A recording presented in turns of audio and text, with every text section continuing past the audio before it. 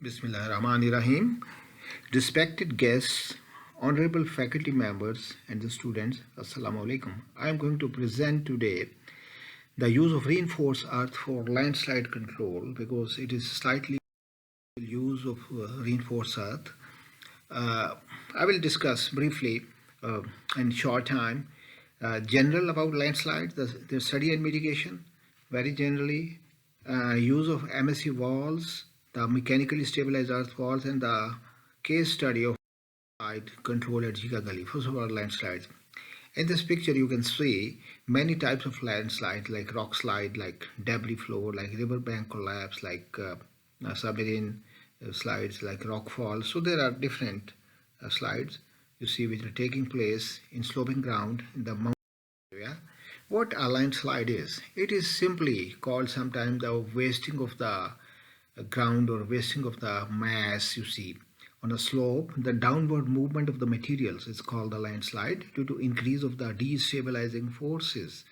So there could be several factors and there is no one solution for controlling the landslides, and there are so many mitigative measures. They reduce the risk. So northern part of our country, serious issue of landslides which have to be addressed.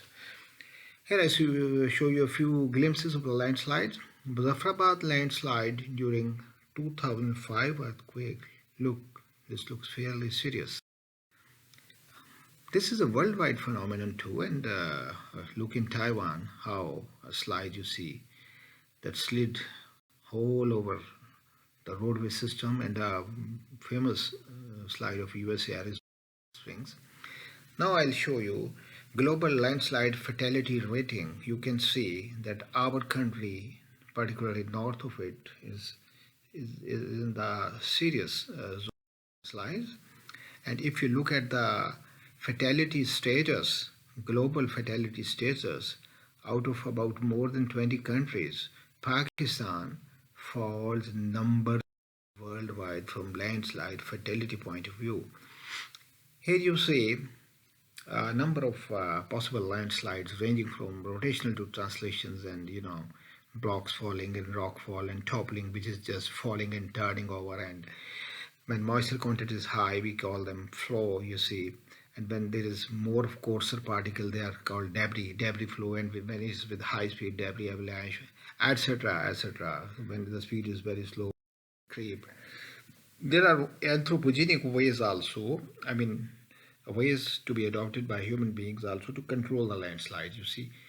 Look here, excavations, they reduce the weight, adding of weight at the toe, or removal of weight from the head, you see, benching or barming. They give rise to stability, and additionally providing internal drains or drains in the embankments, you see, vertical or chimney drains go for stabilizing the landslide. And similarly, inserting piles, micropiles or large diameter piles, you see, they become a barrier in the path of the sliding mass and hence provide stability. Similarly, in the lower diagram, you see geosynthetic reinforcement, which is passing through the anticipated, thus stabilizing it. Similarly, ground anchors have been used with the same concept, that they pass through the relic failures. And here you see views of the anchors in stabilizing it. And when we have short anchors called nails, you see, if they pass through the possible sliding surface, they also will stay a slope. A nail slope, you see, this is how it looks, the short-created. Now talking of reinforcement, the reinforced earth. So the story of reinforced earth relates back to 1957 when there was a French engineer, Henri Vidal, who was trying to build a castle with sand on the beach, and he found out that sand will keep falling unless it is, you see, reinforced with something, like he used pine needles. So this is, you see, a recorded case of, you see, using something in the soil to reinforce it. So this means in practice now, reinforced earth is a combination of earth and some reinforcing elements. Could be linear strips or some kind of a geogrid of polymer, you see, generally, and they may have panel faces or block faces. These strips or geogrid will develop tension, you see, and hence resist the lateral thrust on them. Like you see here, a panel face wall with embedded reinforcement strips, either of metal, steel, or something like you see polypropylene with embedded tendons of what you call high strength polyester. So we have geogrids, layers of geogrids you see with facing blocks, less flexible system than the previous one. So what are the major advantages? Definitely, reinforcement in the soil will reduce the cost, will provide easy construction, simplicity, high quality, durability, a more flexible system, better performance against earthquakes, therefore, and it's possible to have steep slopes and reduce the quantity of the material. Now I show you a case study of application. Of course, not only landslide, but reinforcement can be used for a variety of purposes like improvement of subgrade, earth protection, erosion protection, etc. So slope stabilization is one use. So it is used for this purpose, and the requirements of internal stability, that is the internal sliding and tensile failure, they have to be fulfilled, that this doesn't happen. And similarly, the requirements of external stability, which is sliding and overturning of the mass and external sliding, fulfilled in the design. At Jikagali, let's talk of the background. Back in 2009, about 12 years back, a 12-story car parking plaza on a 70-degree slope, 100 feet deep, had to be constructed. And when the construction hardly started, you see,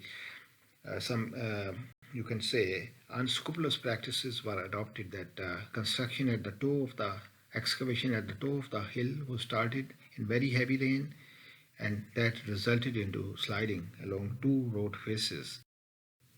You see, you can see here the profile and this view, and here you see a gray area of the road and the pink area of the road. Pink is the area of the road to be widened.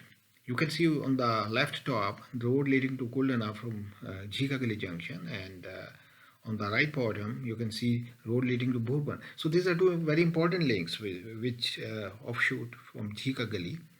Here two slides took place, you can see in the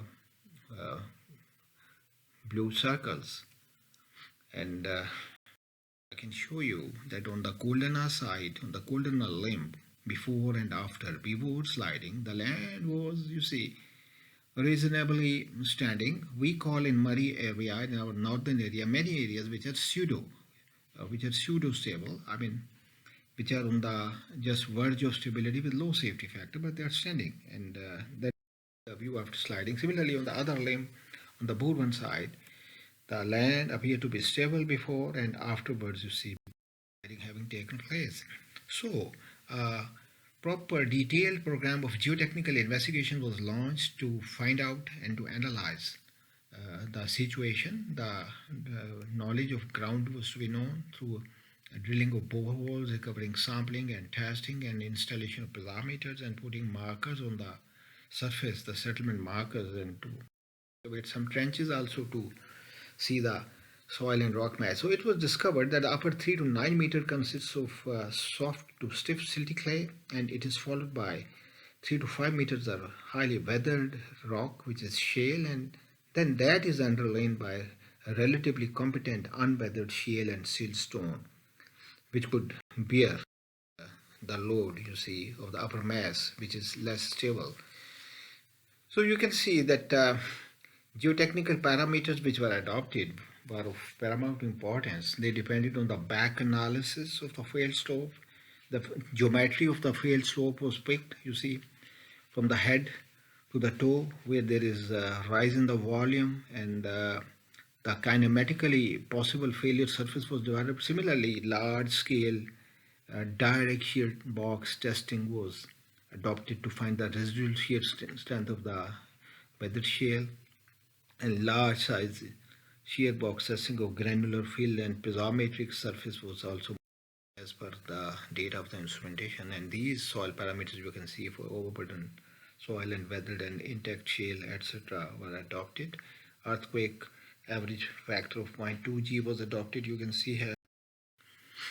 And there were several options you see were considered for long-term stabilization of the overall landslide, like cutting existing slope to flatter profile, providing nails, or providing anchors, or providing reinforced mass. And the positive feature of the reinforced mass would be it would require less volume, safe in seismic environment, and less construction time, better quality, and flexible system. And here you see analysis, you see models, numerical models, and here you see the reinforcement in order to economize has been provided right only in the upper portion, you can see to the road.